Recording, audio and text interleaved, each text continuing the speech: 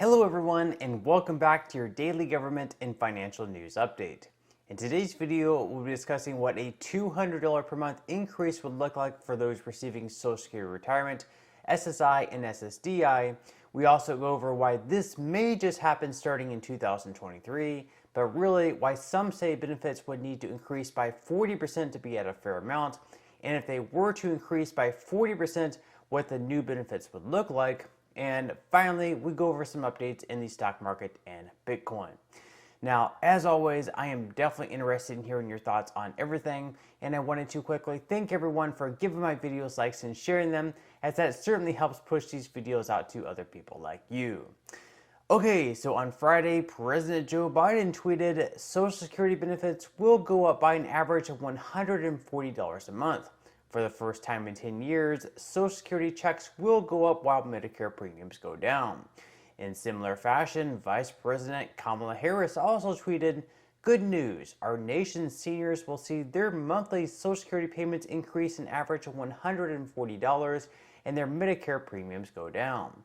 We are committed to lowering costs, and this will provide a little extra breathing room for millions of Americans." Now, whether you're a fan of these two or not, whether you voted for them or even plan on voting for them again in 2024 or not, I think it's safe to say that making it seem like the increase next year is any type of major success is really pretty foolish. After all, the only reason for the increase is because it's tied to inflation measured by the CPIW index, which again, most of us can agree that 8.7% was much lower than what it should have been. I believe that if you were to ask the majority of people who receive Social Security benefits, they would say the real success for President Biden and other lawmakers would be boosting monthly payments by even more than the COLA, that's mandatory of course, by say a number that has already been thrown around on numerous occasions, perhaps $200.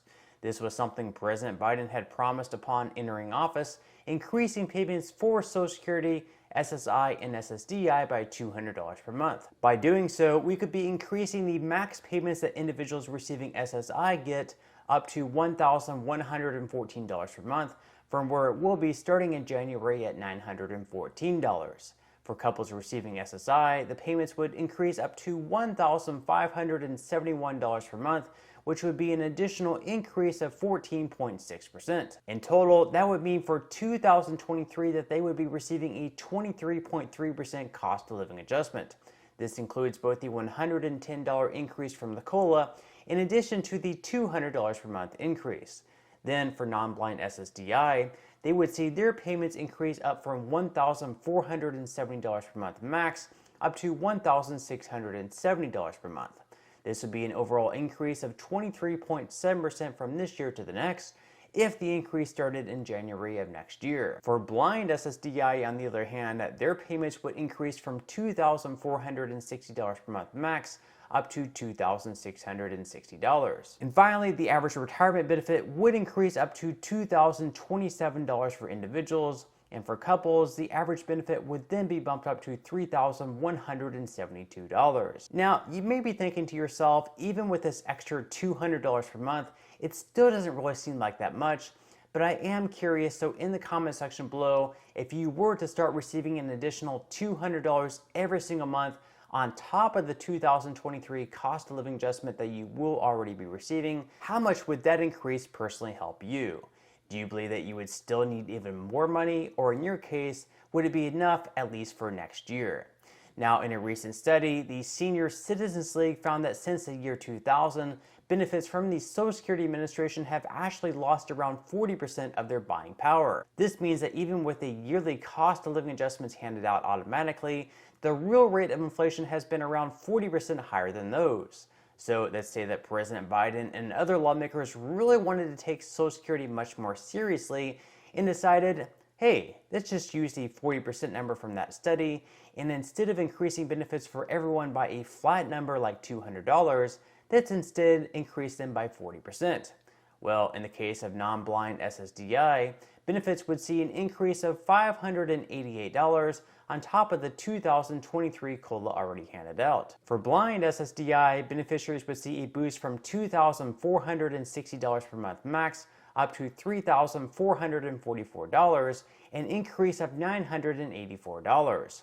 As far as individuals receiving SSI, their max benefit would increase to $1,279 per month with the 40% increase, and couples receiving SSI would see a benefit increase up to $1,919 per month. And finally, those receiving Social Security retirement would also see a huge boost, going from $1,827 next year up to $2,557. And for couples, their average benefit would increase up to $4,160 monthly. So as you can see, a 40% increase would be much more, especially for some people, than a simple boost of $200 per month. Of course, if they were to make these increases, it would obviously need to be paid for. Now, in a recent bill by Bernie Sanders to increase benefits by $200 per month, he says that it could be paid for simply by raising the cap on income subjected to the Social Security tax, which would force people who earn over $250,000 per year to once again start paying the Social Security tax. They say that by doing so, more than 93% of households would not see their taxes go up. The problem is, President Joe Biden already promised to not raise taxes on anyone earning less than $400,000 per year, so setting the cap at $250,000 would of course be too low. Also, right now, most lawmakers have gone home and are no longer in DC to help create any more laws.